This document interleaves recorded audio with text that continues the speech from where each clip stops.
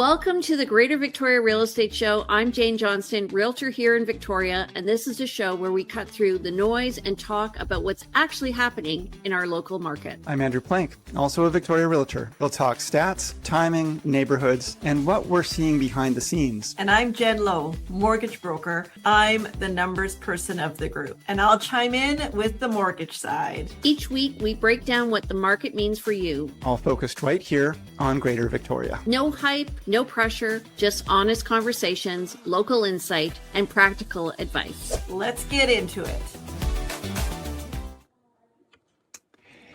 Hello, everyone. Hello, and welcome to the yeah. Victoria Real Estate Show, everybody. It is June 2nd, and we're doing our monthly market update up to the end of May. I'm Jane Johnston with the Briar Hill Group, and I'm here with... Yeah, hey everybody, Andrew Plank here with the Vibe Collective at Royal LePage. Jen Lowe, mortgage broker with Dominion Lending Center's Modern Mortgage Group. Nice to see you guys. Once again, another week, another report. You got it. So, I think we're all busy. Should we just get right into? We've got some stats and an update from Jen on mortgage, and that's our show. That'll be our show. Awesome. Sounds good. Okay, so Jen, what's happening? Well, we've had an update here that we seem to be going into what they're calling a technical recession, first time since 2020. So the effect that will have on interest rates will be interesting to see. Definitely seeing a bigger push right now on variable interest rates. And I thought I would just touch on, there is two different types of variable rates or variable rate mortgages to be aware of. One has a fixed payment and the other one has a fixed amortization.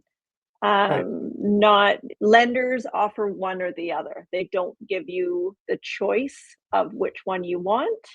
But it's important for people to be aware that there are two options available. So what I do is I ask my clients, what's your preference? Would you be interested in keeping your payment the same throughout the term? Or are you okay if the payment fluctuates when interest rates change? Two questions. One is, What is a technical recession? But also, so you're saying there's two different flavors to these to the variable rates options. Is there generally a difference? Like, is one of those two options generally a higher interest rate, or does the interest rate doesn't really change? It's what pays down the principal faster. Yes, so I know, but I'm just wondering if one of those two options tends to be a more expensive option, or if it doesn't really make a difference. Oh. The fixed amortization variable rate mortgage currently has a lower interest rate than the fixed payment variable rate option. Okay. Regardless of lender. Yes. Yeah. Overall, on average. Okay. I mean, there's a significant spread and difference in interest rates from a fixed rate to a variable rate right now. But clients, they're not too sure about going with the variable rate. That means their payment could change. So then I always make sure that I explain, well, there is another option that you can have your payment stay the same, but still take advantage of those lower rates. Right. So, okay. Yeah. So right now, a variable with a fixed payment is about 3.8. And a variable with a fixed amortization is 3.6 to 3.7. Okay.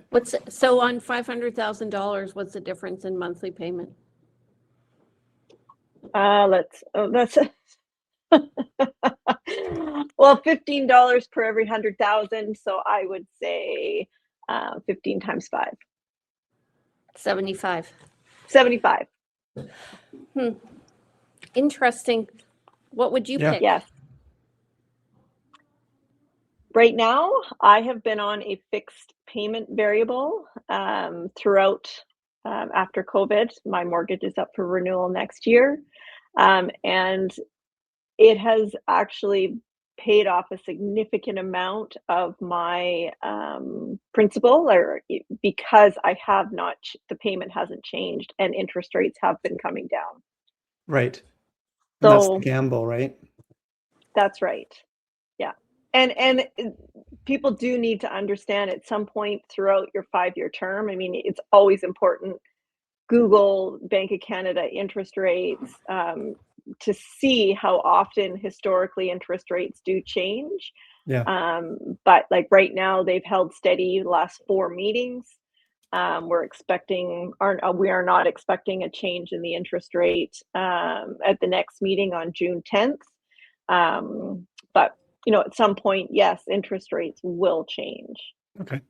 Well, that's interesting to know that there is a difference in when someone says I'm on a variable rate mortgage. There's actually 2 different flavors to that, very distinct flavors to that type of mortgage, which we knew, but I didn't realize there was also it also affected a difference in interest rates.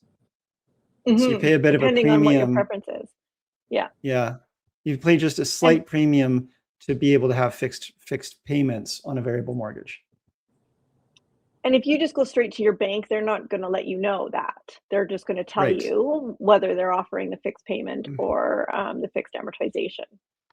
That's one thing I notice a lot of clients don't really notice. They don't, well, if you don't know that there's options, you don't know to ask for other options.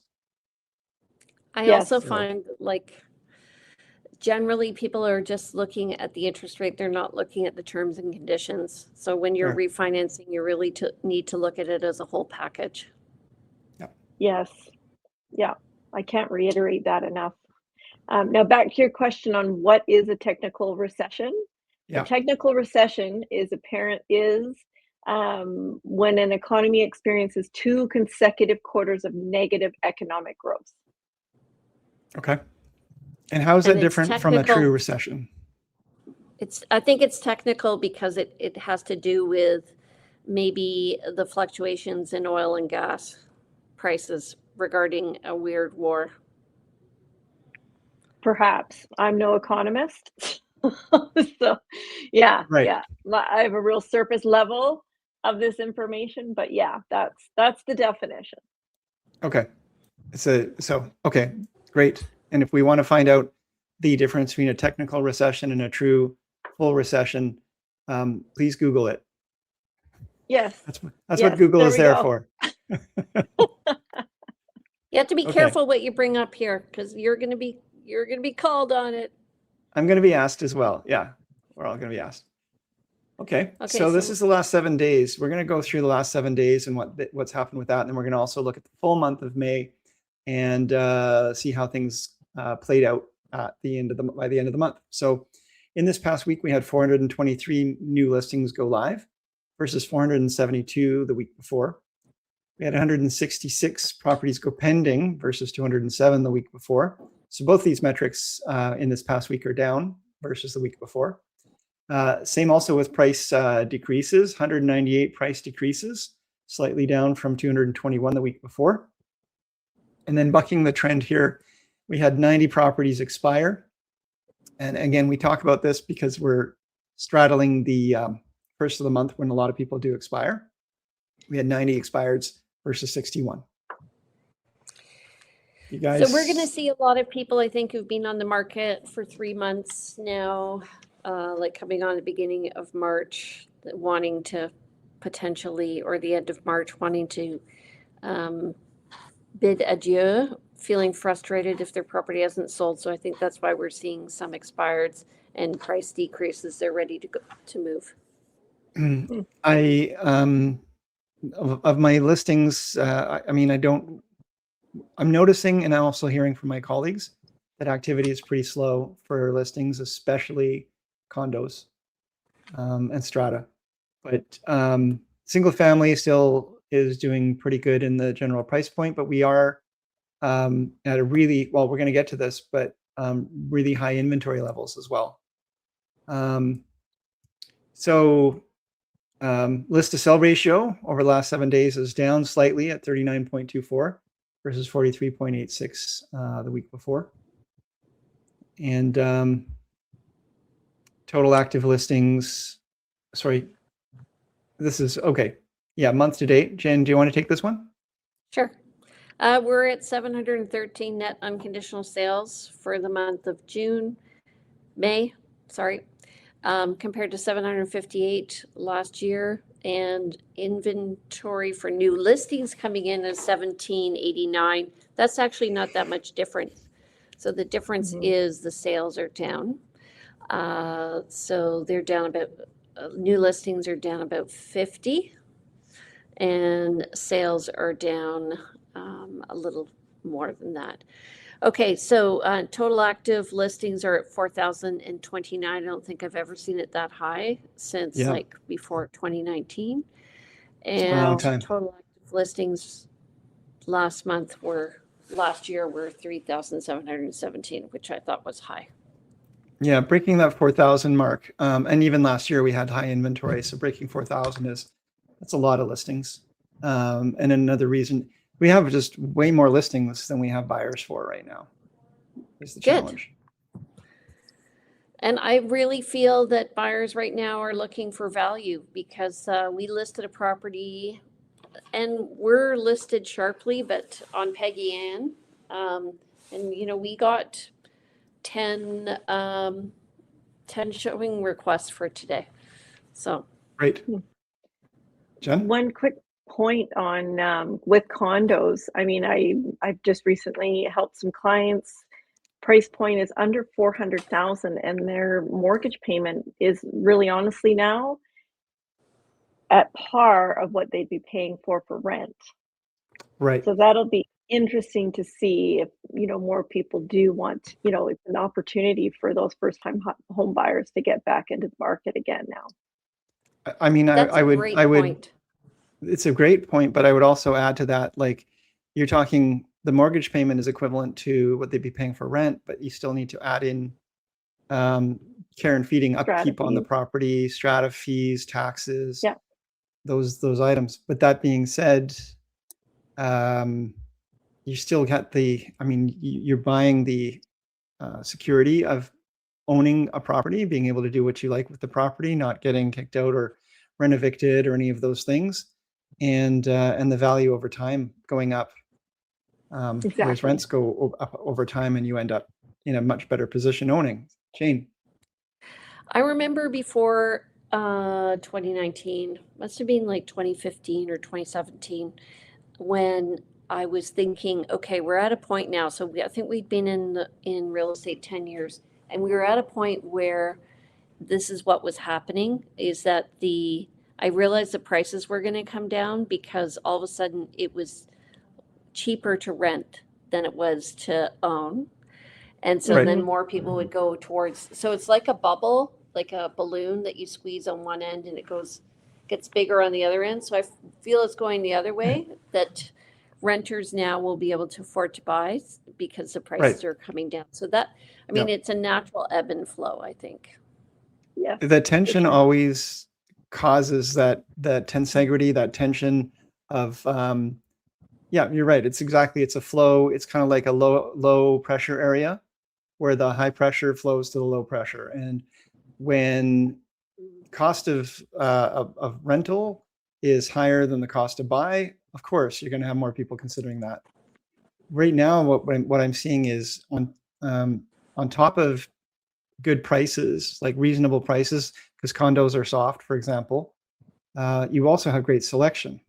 And so you can go and pick and choose and find the location you're looking for, the configuration you're looking for at the price, at a reasonable price. And I find it so frustrating that when buyers have this overwhelming amount of selection, they get that confusion where they cannot make a decision because they've got this abundance of choice. And yet buyers will grab anything they can when they feel like the market is moving up and getting away from them, just so they can claw into the market. And it's frustrating to watch because at that point they're making decisions just to grab something, and then they end up in a property that may not be perfect for them or as ideal for them. So it's an interesting psychological event, I guess, to note. Okay. Anything else to say on these guys? Nope. Okay.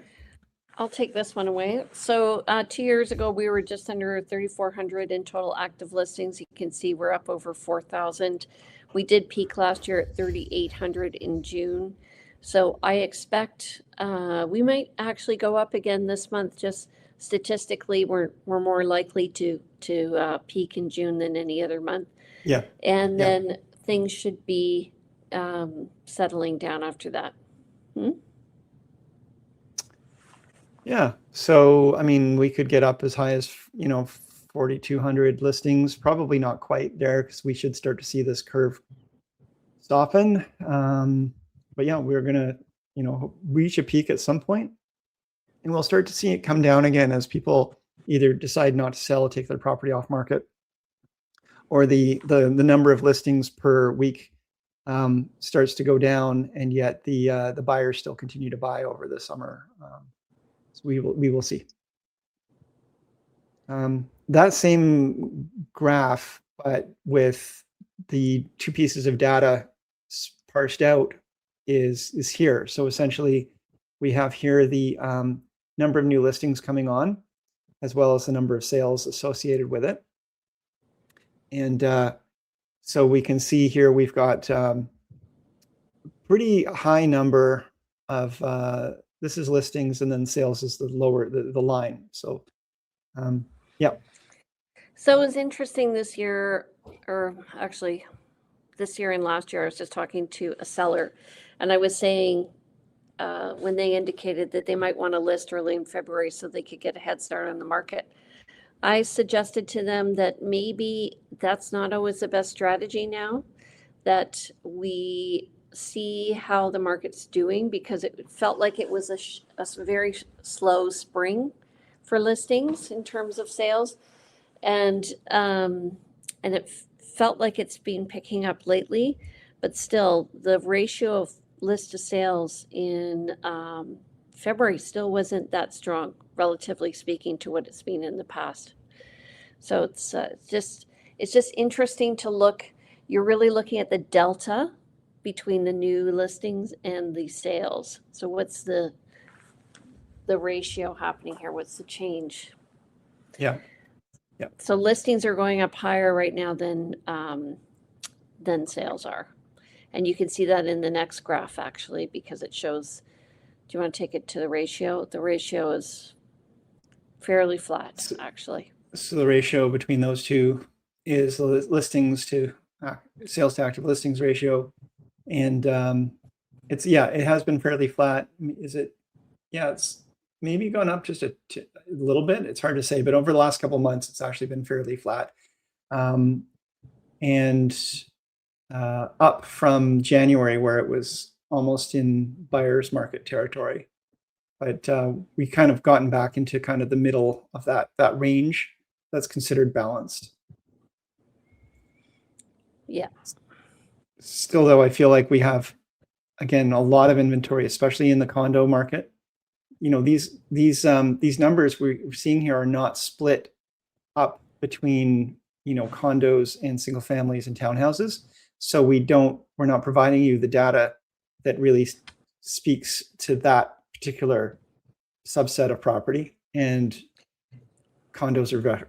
Yeah, Jane. So interestingly, I just did a deep dive into all three sectors of the market. So single family, condos, and townhomes. And surprisingly, one thing that's changed, especially in the townhome market, is that it's increased and it's more mid-level. So we were seeing pre-COVID lots of very expensive townhouses showing up in places like Fairfield and Saanich, but now we're seeing sort of mid-level townhouses showing up anywhere from 700 to 900 in the West Shore and Saanich. So we're seeing a lot of choice now for townhomes, and I think that what that's doing is it's taking a bit of the pressure off the housing market, but also it's allowing condo buyers to move up without having to pay for a house. Yeah, it's a big jump from a condo to a house. So if you're going up the property ladder, the next rung can often be, rather than a bigger condo, maybe it's a step into a townhouse. So, yeah. Yeah. Okay. So this just shows the benchmark price of or the average price of a single family home over the last couple of years. And we do see, from April to May, a bit of a drop in that average price. Although, as you can see, these go up and down over time. Really need to see like longer term on this to really determine a trend. But we did have a bump up in values from December 2025 through February. And this actually, Jane was talking about, not listing earlier for sale, but I actually was recommending the opposite to my clients. Like, let's get going early in the market. And I've definitely felt the market heat up over time, but I don't know that it's currently as hot as it was earlier. I think when it was I more think unknown. I think it depends what area you're in, because the West Shore has been slow, whereas North Saanich has done well, Saanich has done well, but some areas have not done well this year. They're just slightly down over where they were last year. So this number actually for May 2026 bears evidence of that. So we're seeing, I think, if you were to look at it like in a trending line, I think we're fairly flat, maybe going up a little bit over 2 years. So Condo. interestingly here, condos have been fairly steady for the last number of months, all through this the spring market, with maybe a little slight rising trend from a peak though in January. To me, this is a reflection of new construction sales of properties that have been on the newer end that have sold recently. I don't think the resale condo market is as strong as what this is evidencing. Resale I don't think that the new construction condo market is that strong. I'm hearing, overbuilt and people having a hard time selling. Are you hearing of people selling out or doing well with their new construction, new condo construction? There's a lot of choice on the market, but I was talking to the realtor who's got the listing at the corner of Helmkin. I think it's called the Royale, and they were selling about one a month, new construction. So, but I think the prices have come down compared to where they were 2 years ago, and I think relatively speaking, but I think it's impacting the market. People will pay more for new, and also sometimes realtors report sale with the GST in it, which you're not supposed to do. Well, that does impact that, but I just don't know that there's enough new construction condo sales to really make too much difference in this. But maybe it's Jen. Did you have something you were? Yeah, the GST rebate is an interesting thing that we're dealing with right now as well, on new construction, whether it's condo, townhome, or single family home. But it's a rebate. It's not a refund per se, Right. or so when you use that word rebate, and because it takes potentially minimum of 6 months to get that rebate, it's an interesting process for whether or not we can finance it or not, and who the rebate's going to. Right. Good to know. Good to watch. Bro, So townhouses. this is what we were talking about. Sorry. Yep. You take it. This is what we were talking about, there being more of a steady market. Before, when we reported on townhouses, and I'm talking years ago, we saw a lot of variability, but I think we're seeing more of a steady line around the 800 to 850 mark. And I'm thinking specifically, there's row townhouses that are just in this price range around interurban, Craigflower, and down into Colwood. And there's a lot of those sales. People are going for them. Okay. Yep. So we'll just really quickly go through this, but we also look at what's going on in the different areas of Victoria, just to see what's been happening. And we'll just look at the regional summaries here on the right, rather than going into a lot of detail here. But between 2026, really a 0% change in the overall trading area of the benchmark price of a single family home. Whereas in the core regions, they've gone up by 0.3%. In the West Shore, they're down by 2.8%. And in the Peninsula region, they're up by 4.3%. So we're seeing softening in West Shore, a bolstering in the Peninsula, and those balance each other out along with a bit of a drop in the core to make an overall 0% difference on average. And the condos in the Peninsula region are primarily in Sydney as well as Central Saanich, and they're view condos and houses. View condos, so yeah. Although we're talking about, this is single family houses. homes right now, Yeah. but yeah. So we won't go into the real weedy details on these. Guess we don't see the actual benchmarks for condos for the general area. So I'm going to skip those. Don't think we need to get into that. Jean, unless you want me to go in there, and you're smiling there, but No, it's okay. Yeah. I'm just getting a little dizzy. Okay, from the moving around. Yeah. Okay. Well, that was our monthly market update.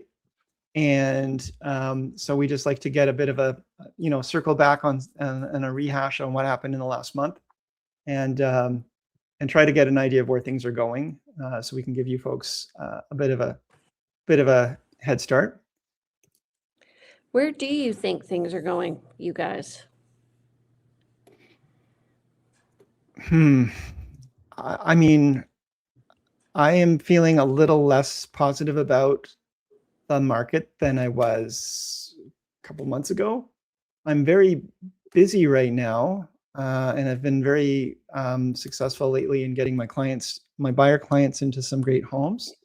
But the listings are not getting the activity we would like to see in order to really feel like we can have some positivity around getting folks, prices that they are expecting or hoping for, based on the evaluations that we did earlier. So that's a bit of a concern, and just seeing these high inventory numbers and the low number of showing requests, and anecdotal from conversations with other colleagues, feels like we are moving maybe into a slower summer.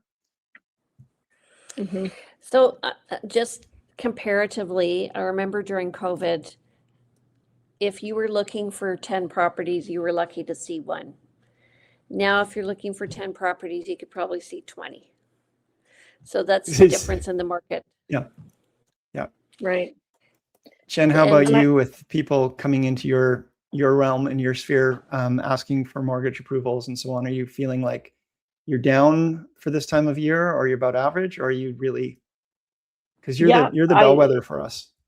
It's that uncertainty, like when you go back to COVID times, or what, like when there's that uncertainty in the world, which there has been with what's happening in the Middle East, and inflation numbers, and what's happening, what the media portrays, that people just hold their wallets that much closer, understandably so. You're not wanting to spend money when you're not sure what's going to happen next. Yeah. Right. So certainty, people are more willing to open their wallets, but right now, too many unknowns, and nobody wants to expose themselves to the largest real estate investment of your life, especially a new purchase for a first-time buyer, when they don't know if they're going to have a job, or if the cost of a banana is going to become $5 a piece, or if they're going to be able to afford to drive their car to and from work. Yeah.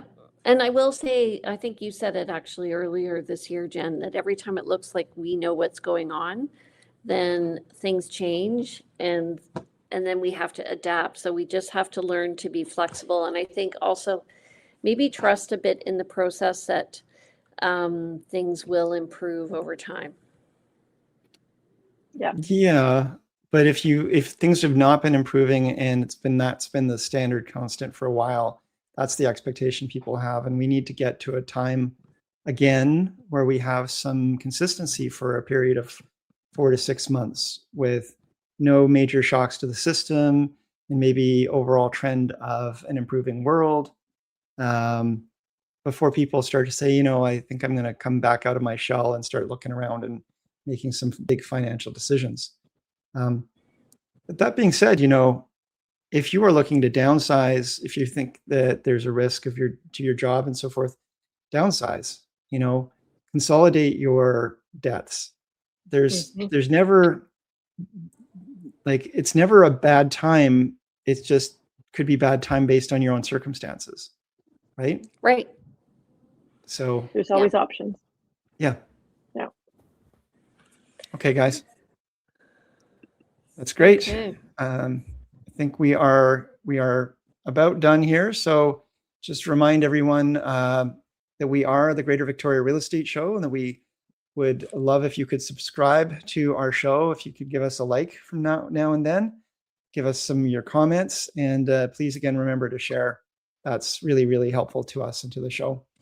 I'm Andrew Plank. I'm with the Vibe Collective at Royal LePage, and we are at 250-360-6106. And I'm laughing because Jen is making all kinds of faces and so forth. And I'm at info@andrewplank.com. And we heart you too, everyone. Jen. I am Jen Lowe, mortgage broker with Modern Mortgage Group through Dominion Lending Centers. I can be reached at 250-217-4925. Email is jen@jenlowe.ca, and my website is jenlowe.ca. And I'm Jane Johnston. I'm with the Briar Hill Group at Remax Camosun. You can reach me at 250-744-0775. My email is briarhillgroup@gmail.com. And my website is briarhillgroup.com. And don't forget to follow me on Instagram and check out our groovy new listing on Peggy Ann Crescent. We have some fun video that we took with that. All right, so Awesome. we are on every Tuesday afternoon. We are recording it now so we can go live and give you better quality. And if you have any questions, though, please post them. We would love to hear from you. We do read what you send us. And don't forget to check us out on YouTube at Greater Victoria Real Estate Show. All right, you guys, see you next week. Take care. See you guys next Bye, week. everyone. Thanks for joining us on the Greater Victoria Real Estate Show. We're here weekly, bringing you up-to-date insights on the Greater Victoria real estate market. Make sure to follow and subscribe on YouTube, Facebook, and wherever you listen to podcasts so you'll never miss an update. We'll be back next week with more clarity around what's happening and what it means for you.